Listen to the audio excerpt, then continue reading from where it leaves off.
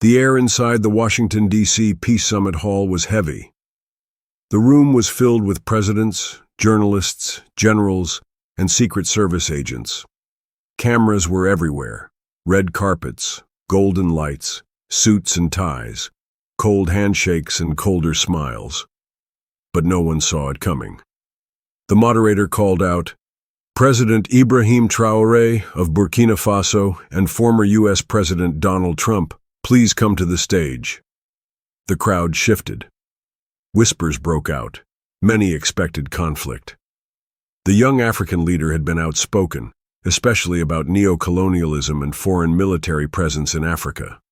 Trump, never one to back down, had his usual confident smirk as he stepped up. But Ibrahim, he walked with calm, purpose. Something in his eyes said today wasn't about politics. When he reached Trump, he didn't shake his hand. Instead, he reached into his coat pocket, slowly, carefully. Security tensed. Then he pulled out something old, a yellowed envelope. Without a word, he placed it in Trump's hand. The world froze. The cameras zoomed in. Trump opened it, and for the first time in a long while, Donald Trump looked human. He looked like a man who had just seen a ghost. The letter trembled in Trump's hand. His voice dropped.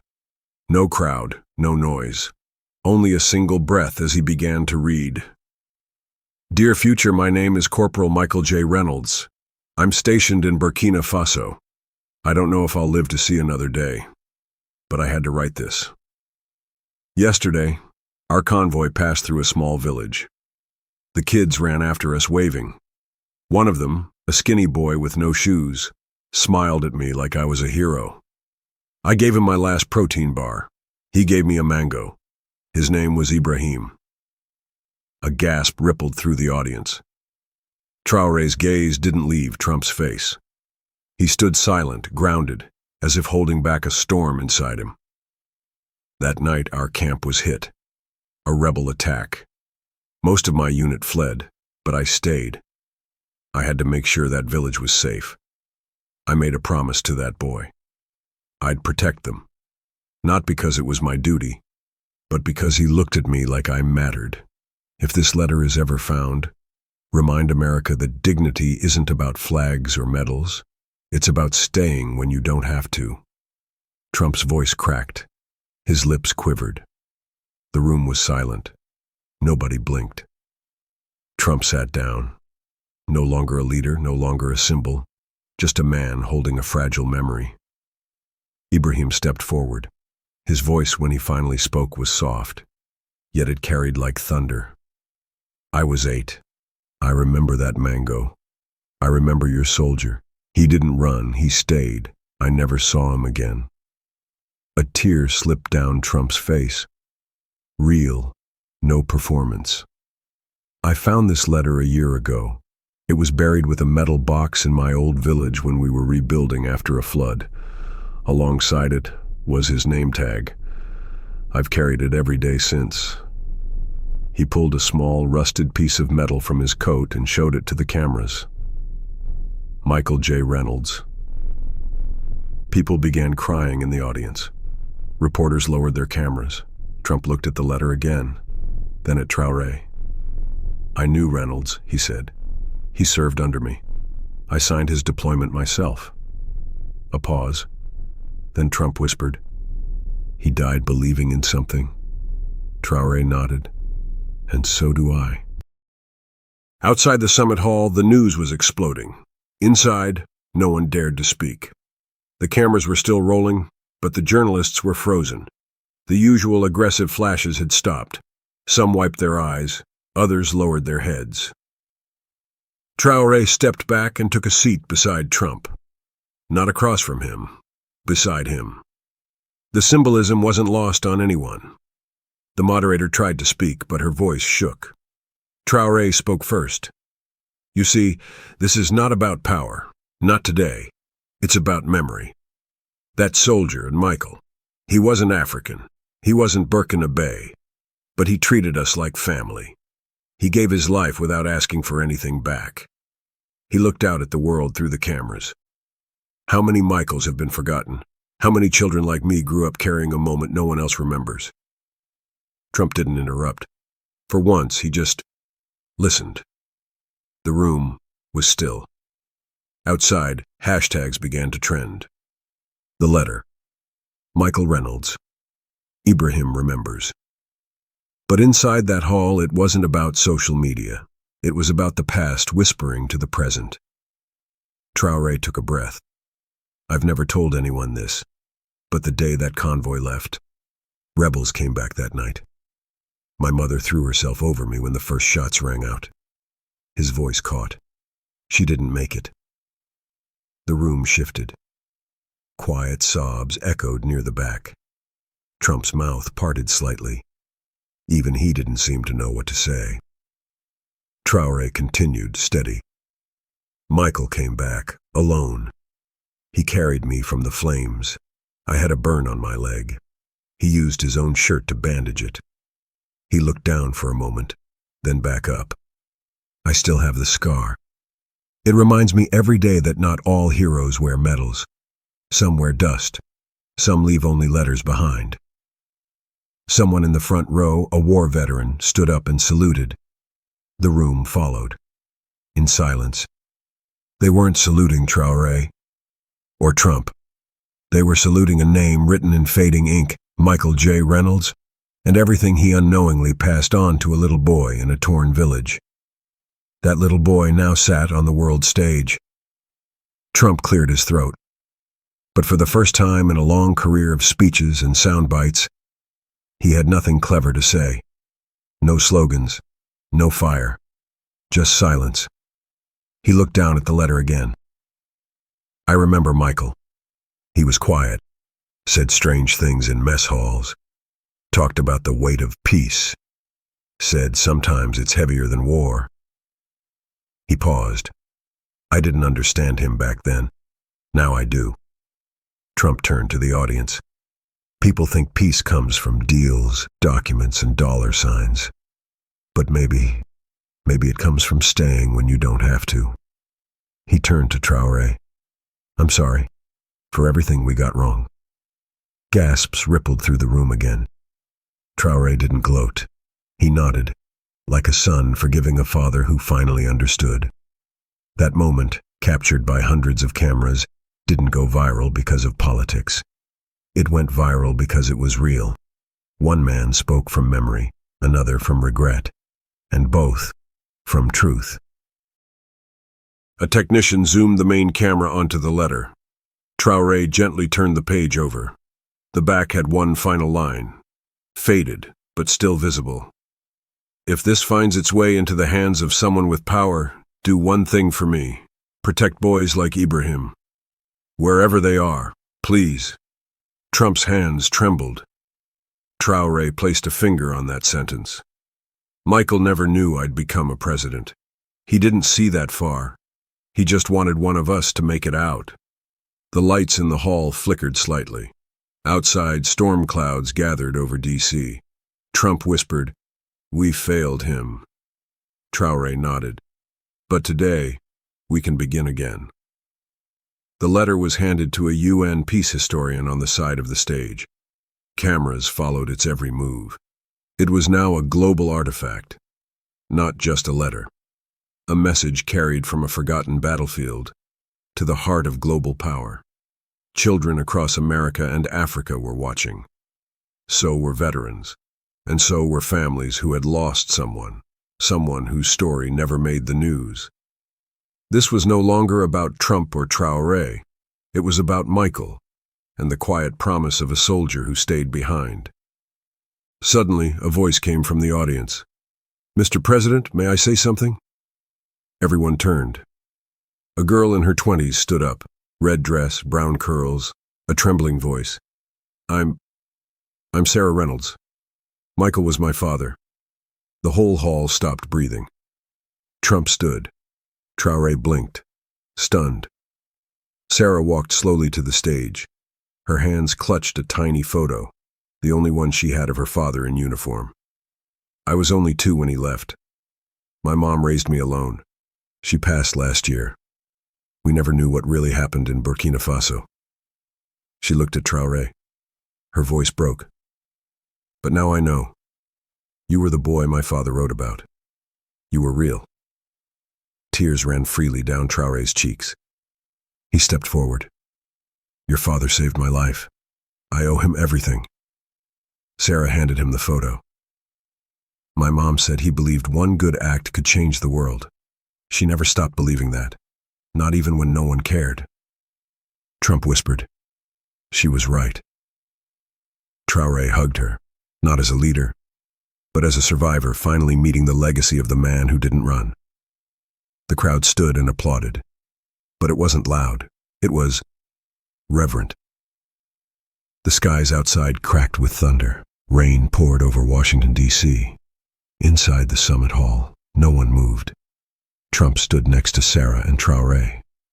The three of them held hands in silence. Then Traoré did something that left the world speechless. He took off his presidential sash, the green and gold symbol of his authority, and handed it to Sarah. This means nothing without people like your father. It's only cloth. But today, it belongs to the Reynolds family. Sarah gasped. Her knees buckled. Traoré helped her sit, then turned to the global leaders. I'm asking for one thing. Not aid, not deals, not troops. I'm asking every nation here to name one school, one road, or one hospital after a soldier like Michael Reynolds. Someone who wasn't fighting to conquer, but to protect. The room erupted. Applause, tears, shouts. Even leaders who once dismissed Traoré stood to honor the moment. Because it wasn't a speech. It was truth. And truth, spoken by a man who had once been barefoot with a mango in his hand, had the power to shake the world. Backstage, Traoré's assistant rushed toward him. Sir, it's the village, from back home. They're watching. Traoré took the phone. The signal cracked, then cleared. Voices filled the speaker, children cheering, elders praying, and then an old woman's voice trembled through the line. Ibrahim, my son, your mother would be proud. The world now sees you, not just as president, but as that little boy she held in the fire. Traoré froze. It was Auntie Kadi, the woman who raised him after his mother died. Do you remember what she said before she passed? The old woman asked. He nodded, whispering, one day, your silence will roar louder than any gun. Tears streamed down his face. Behind him, Sarah Reynolds watched. She was crying too, not just for her father anymore, but for the millions of forgotten mothers, soldiers, and children swallowed by history. Trump approached gently. You should go see them, he said. Your village. The camera caught something rare. Trump, helping Traoré pack a small black bag backstage, quietly without fanfare. That moment would go viral, not because of who they were, but because of who they were finally becoming. 2 hours later, Traoré and Sarah Reynolds were on a private military jet. Destination, Burkina Faso. The summit paused. The world watched. CNN ran a headline. From president to pilgrim, Traoré returns to his roots. Sarah sat by the window, staring at clouds. I used to hate that he never came home, she said. Traoré listened in silence. But now, I get it.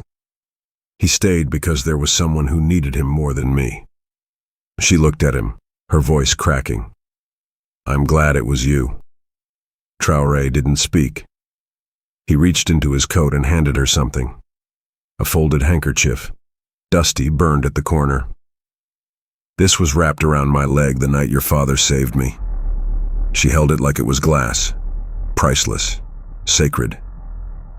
Then, thunder cracked again.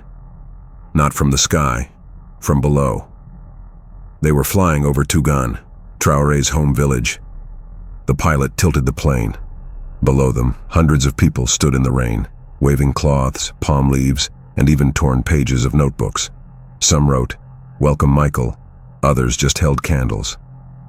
Traoré placed his hand on the window and whispered, "They remember." The jet landed in silence. No reporters, no soldiers, just people. Barefoot children surrounded Sarah, giving her small beads and bracelets. Traoré walked ahead, through narrow paths and old clay walls. At the edge of the village stood a tree, burned, cracked, but still alive. Beneath it a small grave marked only by stones and a rusty helmet. Michael's final resting place. Sarah knelt. No flowers, just wet earth and silence. Then Traoré reached into his bag and pulled out a mango. It was green, with small black spots, just like the ones he'd steal as a boy. He placed it gently on the grave.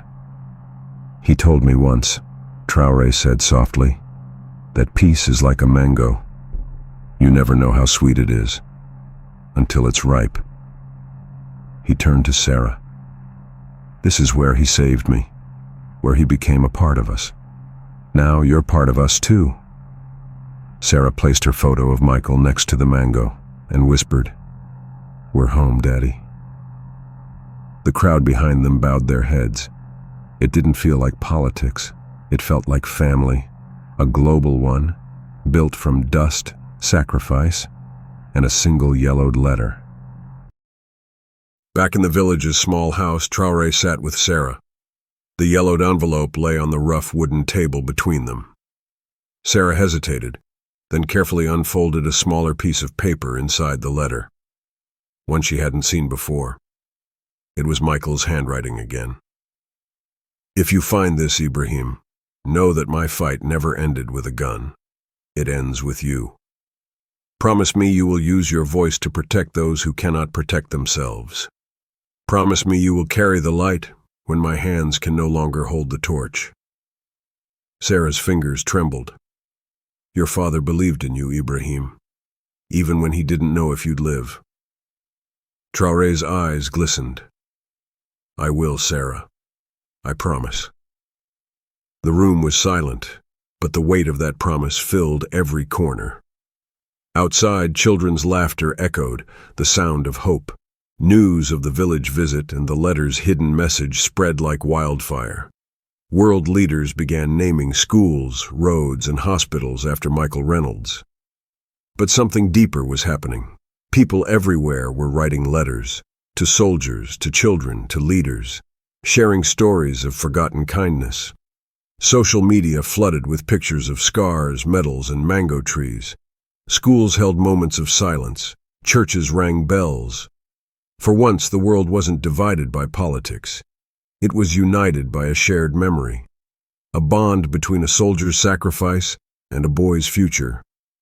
And at the center of it all stood Ibrahim Traoré. Not just a president, but a symbol of what happens when courage meets compassion. At a follow-up summit months later, Traoré addressed the world again. But this time, he spoke not as a politician, but as a survivor and a son. He held Michael's letter up. "This is not just a piece of paper.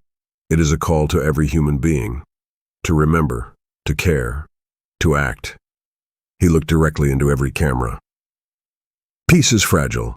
It is built in moments like these, in promises made, in scars healed, and in love that crosses borders."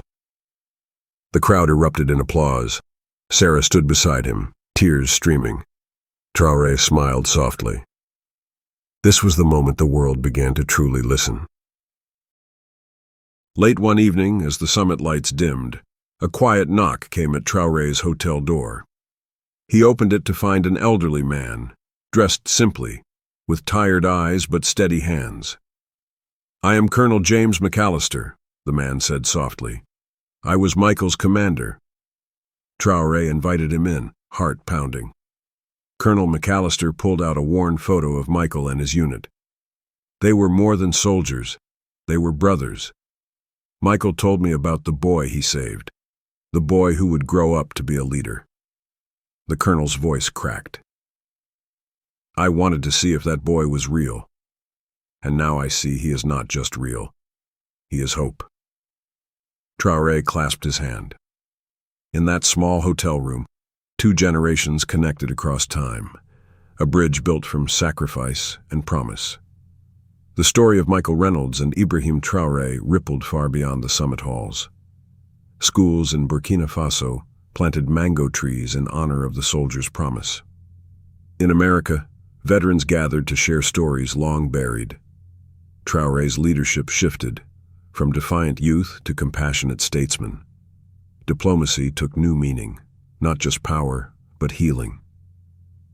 At the United Nations, a special resolution passed, declaring a day of remembrance for forgotten soldiers who shaped peace silently.